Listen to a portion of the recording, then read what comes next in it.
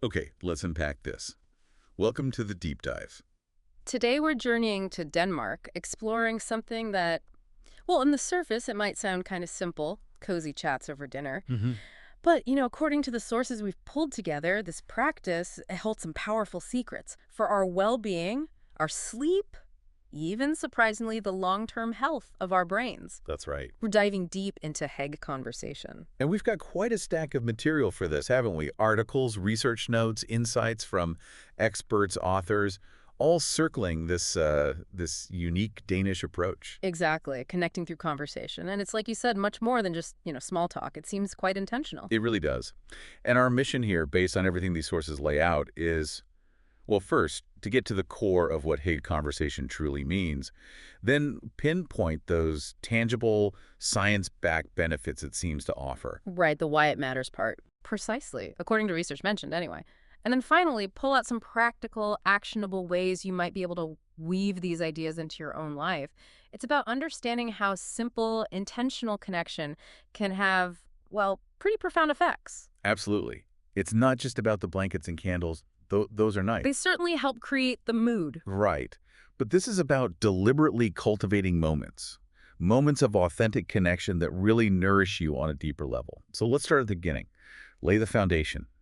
What exactly is Hygge conversation? The word Hygge itself, it's thrown around globally now, hasn't it? It really has. But what do the sources tell us about its true meaning, in the Danish context? Well, the sources describe Hygge as something quite fundamental, almost untranslatable, really, central to the Danish way of life. It's definitely more than just coziness. Okay. It's about experiencing everyday joy, cultivating warmth, finding comfort in simple moments. It's a feeling you actively create, an atmosphere you build based on presence and appreciation. Actively create. Interesting. And this isn't just, cultural fluff. The sources directly link this lifestyle habit to physiological benefits.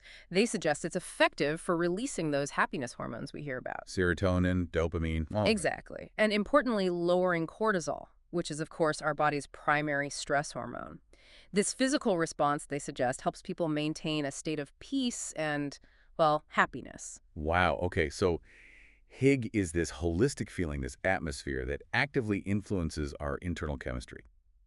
And Hygge conversation, then, it sounds like a specific, deliberate way to practice this whole Hygge philosophy. That's a good way to put it. The sources mention the Danish author Mike Wicking quite a bit. He seems like a prominent voice on Hygge. How does he define this conversational piece specifically?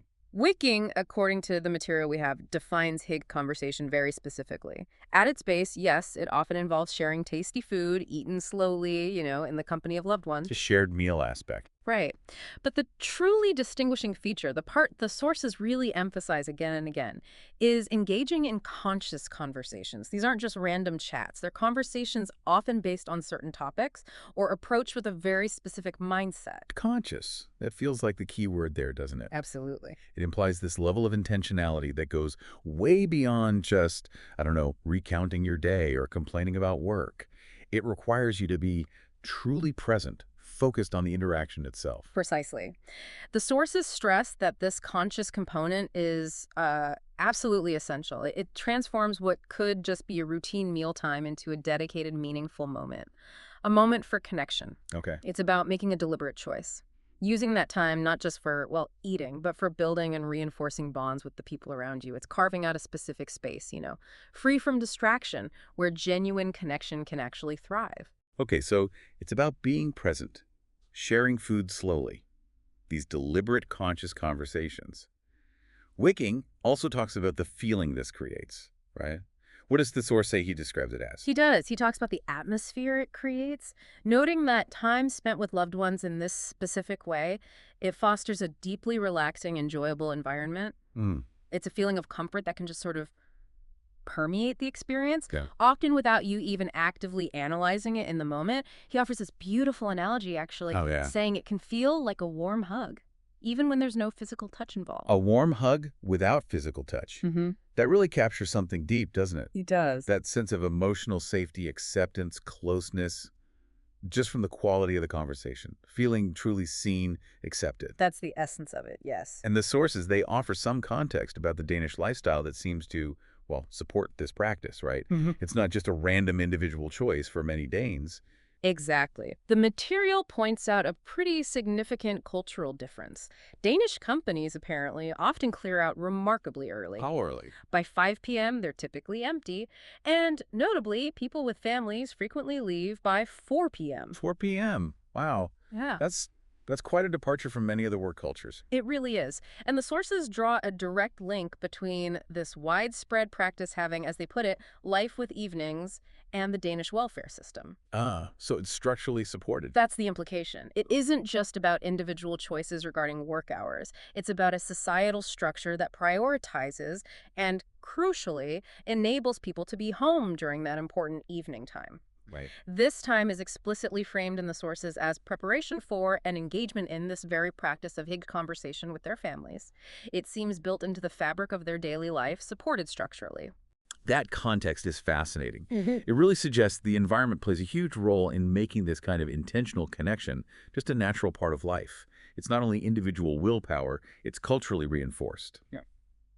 Okay, so moving from the cozy feeling and the cultural backdrop, let's shift gears a bit. Let's talk about the more concrete, maybe even surprising science behind this. Segment 2 dives into the tangible benefits hormones, happiness, and sleep. The sources seem to tie Hygge conversation directly to our physiology. They absolutely do. They present this practice as having immediate physical benefits. As we touched on briefly, engaging in this kind of warm, connective interaction is shown, according to the material, to stimulate the release of those happiness hormones. Right. The sources specifically name serotonin, endorphins, dopamine, and oxytocin. Okay, so these are the body's own feel-good chemicals. Can we just quickly recap what roles these typically play? Just the gist of it. Sure. Think of it broadly like this. Serotonin often helps regulate mood, contributing to feelings of well-being, calmness. Endorphins are like the body's natural painkillers. They can create feelings of euphoria, pleasure. Right, the runner's high thing. Kind of, yeah. Dopamine is central to the brain's reward system motivation, pleasure. And oxytocin, often called the bonding hormone or love hormone. Yes, oxytocin. It's released during social connection, trust-building activities. It fosters feelings of attachment, security. So this type of conversation isn't just pleasant, it's actively triggering a cascade of positive biochemical responses in your body. That's amazing. And on the flip side, the sources also state that this practice is effective in lowering cortisol levels. Cortisol being the main stress hormone. Yeah, okay. So we're not just boosting the good stuff, we're actively reducing the physiological markers of stress. Exactly. Reducing cortisol has a direct impact on our state of being. It helps us feel more peaceful, less anxious, happier overall. It sort of counteracts that constant pressure many of us feel day to day. Boosting positive hormones while reducing stress hormones. That sounds like a fantastic recipe for daily life. But the sources also make a really strong and I think quite interesting connection between this type of conversation and sleep quality. They bring in the insights of a sleep expert, Dr. Javier Alvarez. Yes, and Dr. Alvarez offers a really profound phrase, which is quoted or paraphrased in the sources, "The day makes the night." The day makes the night. Huh. That's so simple yet Yeah. really powerful. What's the core implication there? Well, the implication is that our sleep quality isn't some isolated event. It doesn't just depend on what we do right before bed or, while we're asleep. It's a direct reflection of how we've actually spent our waking hours. Okay. A day filled with stress, disconnection, lack of balance, that's going to negatively impact the night. Whereas a day that includes practices promoting calm and well-being, well, that sets the stage for better, more restorative sleep. Right, it prepares the ground. Exactly. And Dr. Alvarez, according to the material, puts particular emphasis on the 2 hours immediately preceding bedtime. The 2 hours before bed. Why is that window so important? This window is described as absolutely crucial. It's the time when your body and mind need to transition, to shift down from the demands of the day into a state of relaxation and comfort. That state is necessary to initiate and maintain good sleep. You essentially need to create the right physiological and psychological conditions for sleep to happen easily. And this is where Hygge conversation slots in so perfectly, isn't it? Precisely. How does doing this, having this kind of conversation during that evening window, help prepare you for sleep? Well, the sources explain that by engaging in Hygge conversation during this evening period, particularly in that critical 2-hour window before sleep, you are actively creating that necessary relaxed and comfortable state. How? By lowering cortisol, so dampening the stress response and stimulating those bonding, pleasure, and calming hormones like oxytocin and serotonin, you're effectively signaling to your body and brain, okay, the time for vigilance is over. It's safe to relax deeply now. Prepare for rest. Hmm.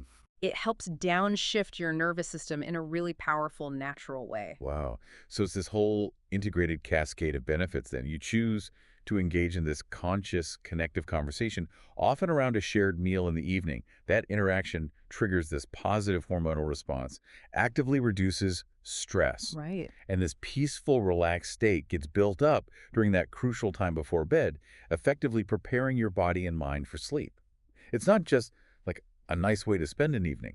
It's a biological lever for better rest. It truly shows how our social and emotional practices are intrinsically linked to fundamental physiological processes. Things like stress regulation, sleep cycles. It's all connected. Yeah. It's a powerful reminder of our interconnectedness both with other people and within our own bodies. And here's where it gets really interesting, I think, expanding on that idea of connection. Because it's not just any conversation that seems to have this impact, is it? No, that's a key point. Segment 3 dives into the power of deep connection. What does the source material highlight as the fundamental underlying mechanism, the thing driving these benefits? The core mechanism, as it's reiterated throughout the sources, is the inherent power of social connection itself. Connecting with loved ones is presented as one of the most effective, natural ways we have to reduce cortisol levels and, as we just discussed, significantly aid in sleep preparation. So connection is key. It's not just beneficial, it's highlighted as a foundational human need. It has profound, tangible, physical, and psychological benefits. And there's research mentioned to back this up. Yes. To underscore this, the sources bring in some compelling research mentioned by Mike Weeking. It references a study conducted jointly by researchers at Arizona University and Washington University. Okay, what was the focus of that particular study? What were they looking at? They undertook an analysis to understand the relationship between the types of conversations people were having regularly. The types. Okay. And their reported levels of happiness. The researchers wanted to move beyond just measuring, how much people socialize. They wanted to examine the quality and the nature of those social interactions. That makes sense. Not all talk is equal. What were the most striking findings from that study, according to the source material? There were two particularly significant findings highlighted. The first really points to the general importance of just having social interaction. The happiest individuals in the study spent, on average, a notable 25% less time alone compared to the participants who reported lower levels of happiness. Okay, so being connected generally matters for happiness. Less time alone correlates with more happiness. Right, that confirms the baseline importance of connection. But the second finding is perhaps even more revelatory, and it speaks directly to the core of Hygge conversation. What was it? The happiest people didn't just socialize more, they reported having twice as many conversations characterized by meaning and depth compared to their less happy counterparts. Twice as many deep conversations. Yeah. Wow, that's a really powerful correlation. It is, isn't it? It suggests that while the quantity of social interaction matters, the quality, the depth, the meaning is perhaps even more strongly linked to our happiness. Exactly. It shifts the focus from merely being around others to truly engaging with them on a significant level. Now, the source does include a necessary caveat here. Okay. It explicitly states, and I think this is important, of course, small talk is not unnecessary. Right. Can't ban chat about the weather entirely. Precisely. Small talk serves a purpose. It breaks the ice. It's part of social rituals. It helps maintain those surface-level relationships, facilitates initial connections. It has its place. Sure. But the source makes it very clear what is considered truly important, particularly in the context of building that deeper connection that yields the most significant benefits. And what's that? It's about sharing life experiences. Yeah. Your thoughts, feelings, challenges, triumphs, reflections, sharing those through conversation. And the context for this sharing is crucial. It must happen within a safe space and within comfortable relationships. That element of safety feels key, doesn't it? Absolutely critical. You're much more likely to open up, be vulnerable about meaningful things, if you feel trusted, accepted, not judged. Absolutely. Safety allows for vulnerability. And vulnerability is often the pathway to true connection. And the source makes a direct and important link here, back to the physiological effects we talked about earlier. The hormones. Yes. It is this process, sharing life experiences in a safe, comfortable setting, which actively cultivates that sense of connection that is highlighted as the engine driving the generation of those crucial happiness hormones. Serotonin, endorphins, dopamine, oxytocin. So the deep conversations cause the hormone release. That's the connection the sources make. The research finding about the importance of deep conversations directly explains why you get those hormonal benefits, and likely the sleep benefits too. It's the depth and the safety of the connection that are the active ingredients, not just the mere act of talking. Fascinating. So it seems the Danes, maybe through their cultural emphasis on Hygge and facilitated by their lifestyle structure, have inherently prioritized the exact type of social interaction that research now shows correlates so strongly with happiness and well-being. It certainly seems that way from the sources. Which leads us nicely into segment 4, cultivating deeper conversation Danish examples. If this ability to have deep conversations is so important, how do Danes naturally foster this depth, maybe from a young age, as the source implies? Well, the source introduces a specific, quite concrete example of how this is facilitated, something called the Hygge game. The Hygge game. Okay, that sounds intriguing. What exactly is it like? What does it involve? It's described essentially as a tool, a game consisting of cards. And these cards are embedded with over 300 different questions.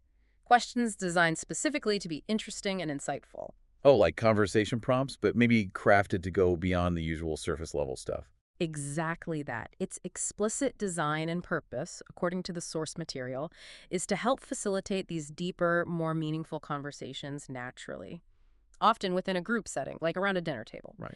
So instead of relying solely on spontaneous, profound insights, which, let's face it, can be rare, Very rare sometimes. you have these prompts deliberately engineered to spark introspection, sharing, and importantly, engaged listening within the group.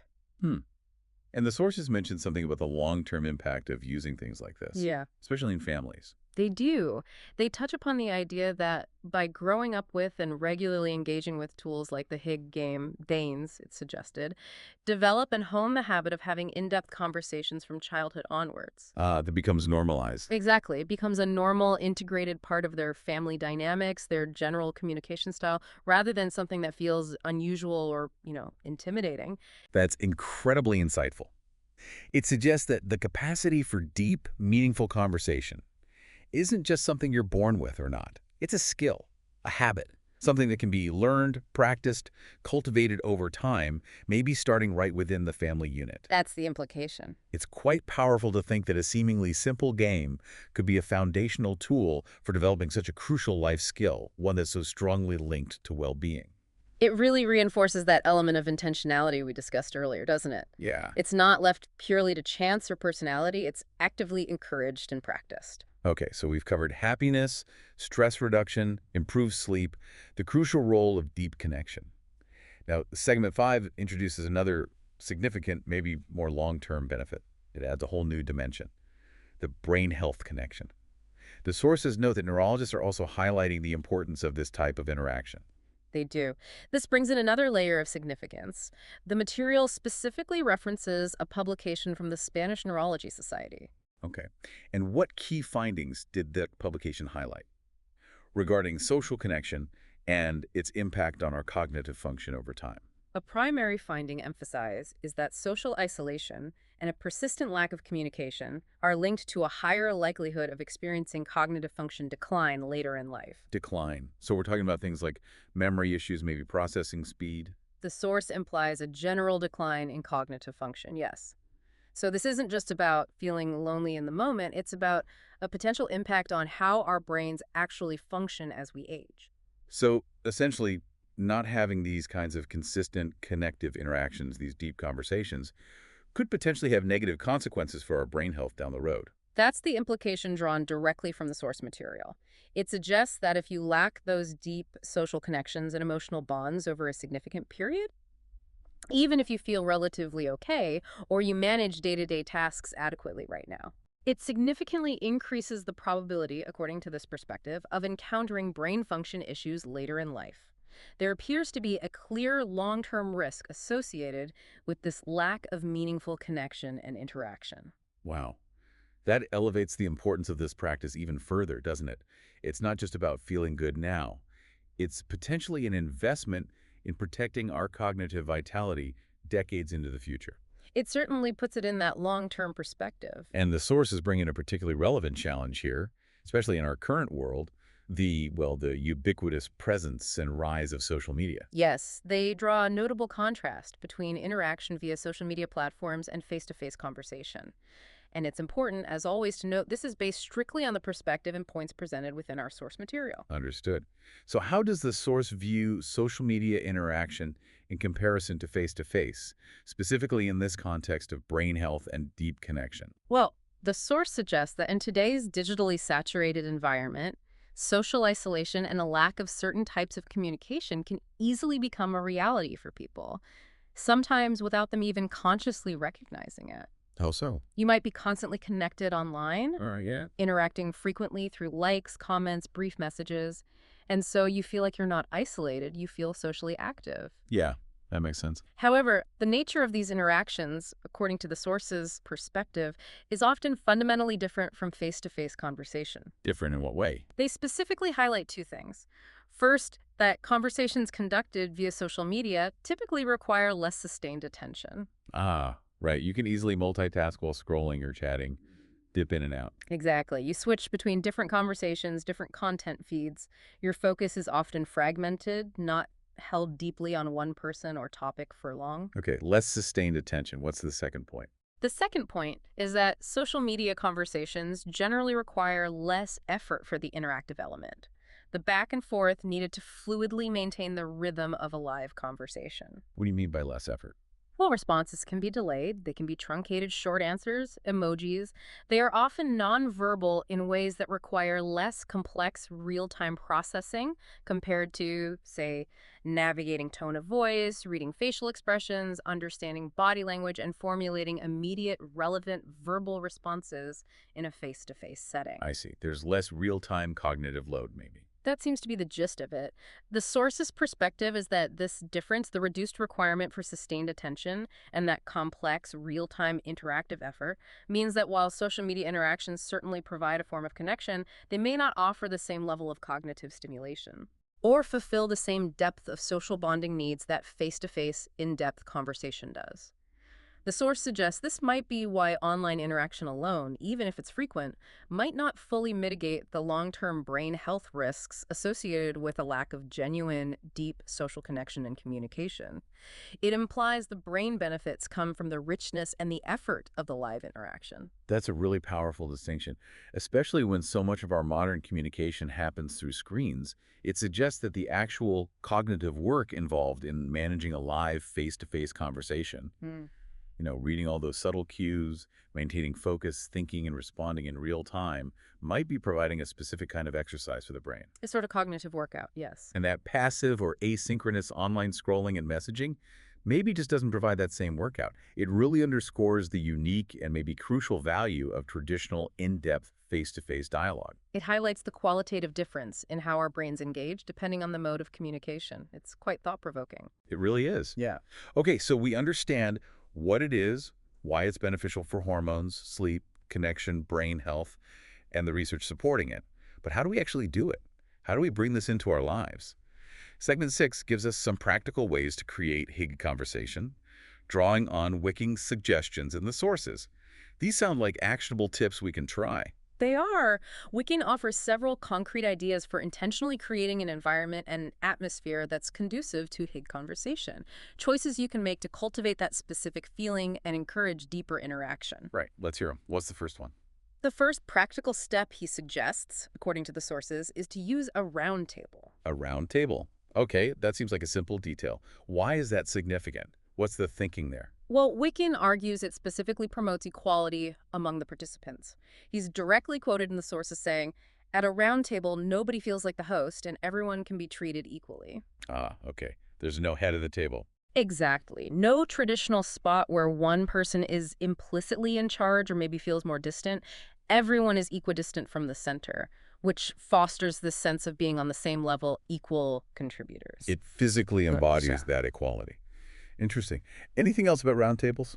Yes, the source adds that beyond just the social dynamic, a roundtable can aesthetically contribute to the Hygge feeling. It can make the space seem warmer, softer, less formal, less rigid than, say, long rectangular tables. Okay, makes sense. Roundtable for equality and warmth. What's the second tip? The second tip he offers is simply to be honest. Be honest. Oh. Okay, that feels almost fundamental for good conversation, yet maybe it's something we kind of overlook in consciously creating that safe space we talked about. Perhaps. Wicking identifies honesty as possibly the best way to truly connect with others.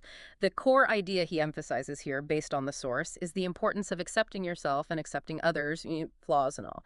It's about creating an environment where authenticity is genuinely valued. And he backs this up with a personal reflection or anecdote that's presented in the source material. He says something like, "Most of the best conversations I've had in my life happen when I or someone else was honest about a problem or mistake." Mm. This suggests that those moments of vulnerability, sharing genuine struggles, admitting imperfections, are often the very catalyst for truly deep, meaningful dialogue and connection. It builds trust. It maybe gives others permission to be real in return. That resonates deeply. Yeah. Yeah. It definitely takes courage to be honest about difficulties, but that shared vulnerability, when met with acceptance, can instantly create a much stronger bond. hmm Okay, honesty. What's the third practical suggestion? The third one is change the lighting. Lighting, really. How does manipulating the light influence conversation? The specific suggestion is to favor warm-toned lighting. Think yellows, oranges, reds, rather than bright white or blue tones. The reasoning is that this warm light helps create a softer, more subdued, and therefore more relaxed atmosphere. This aligns perfectly with that cozy, comfortable essence of Hygge we discussed. Harsh, bright lighting can feel sterile, institutional, or even stimulating in a way that actually hinders relaxation and intimate conversation. Right, you don't usually feel like having a deep heart-to-heart under fluorescent lights. Exactly. And the source even offers a fascinating piece of research to illustrate the impact of lighting on the environment generally. It mentions a study where simply replacing standard white light with other types of warmer light in 4 children's classrooms resulted in a reduction of ambient noise levels by 1 to 6 decibels. Wow, really? Mm. Just changing the lights made the room quieter. That's what the study indicated. Now, obviously, a classroom is different from a dinner setting, but the source uses this to imply that lighting significantly impacts the overall environment. It can contribute to creating a calmer, quieter setting that's just more conducive to focused conversation. It minimizes sensory distraction that might pull your attention away. That's a surprising connection, but it actually makes a lot of sense. Creating a more serene sensory environment helps you focus on the human interaction, not be distracted or agitated by the surroundings. Okay, lighting. What's the fourth tip? The fourth and final tip presented is to add warmth and coziness through physical elements. Okay, this feels like the most stereotypical Hygge image coming to life. It is, and probably for good reason. The suggestion is pretty straightforward. Incorporate physical elements like soft cushions, comfortable blankets, maybe warm carpets or rugs into the space where you gather. Why? Just for looks. Not just for looks, though, that helps the atmosphere. The purpose is simple but effective. It makes physical environment where you eat and potentially where you continue conversations afterwards feel more comfortable and inviting. So you want to stay longer. Exactly. This directly reinforces that core principle of Hygge, creating a physically comfortable and welcoming space that encourages people to linger, to relax, to connect, without feeling that urge to kind of rush off or sit rigidly. Okay, so it's really about intentionally shaping the whole environment then.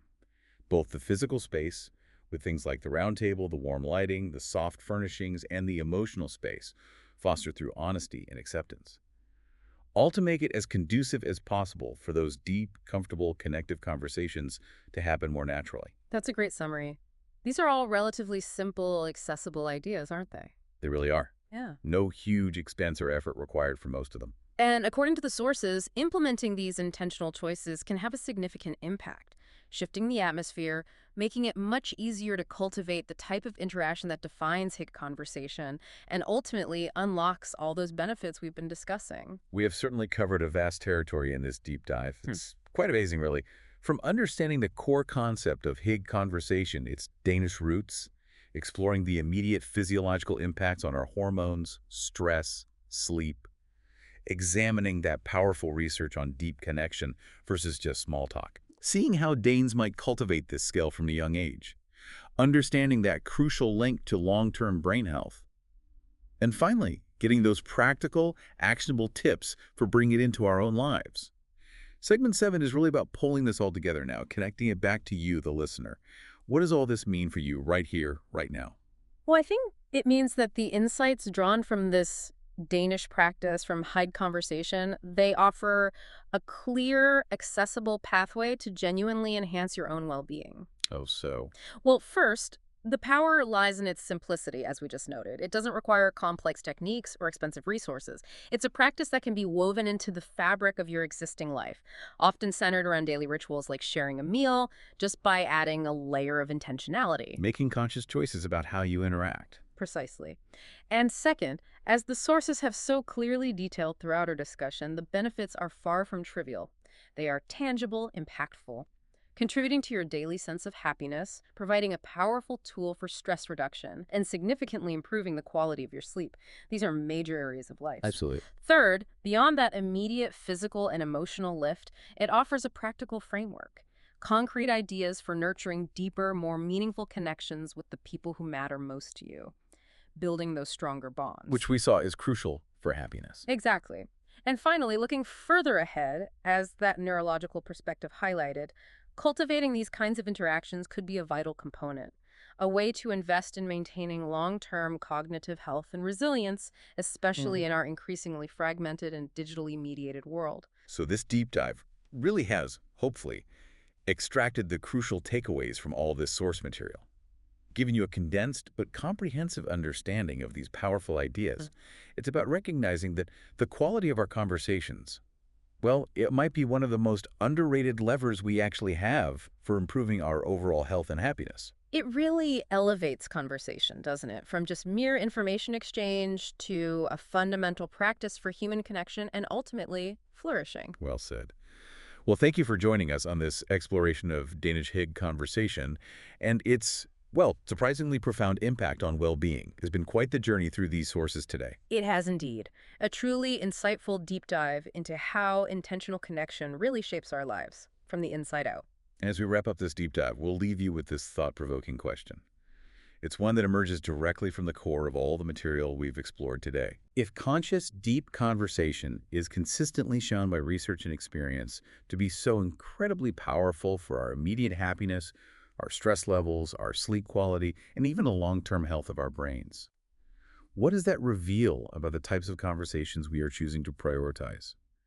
Or perhaps inadvertently neglecting in our own lives right now? That's a powerful question to sit with. Maybe consider the spaces and moments in your own day or week.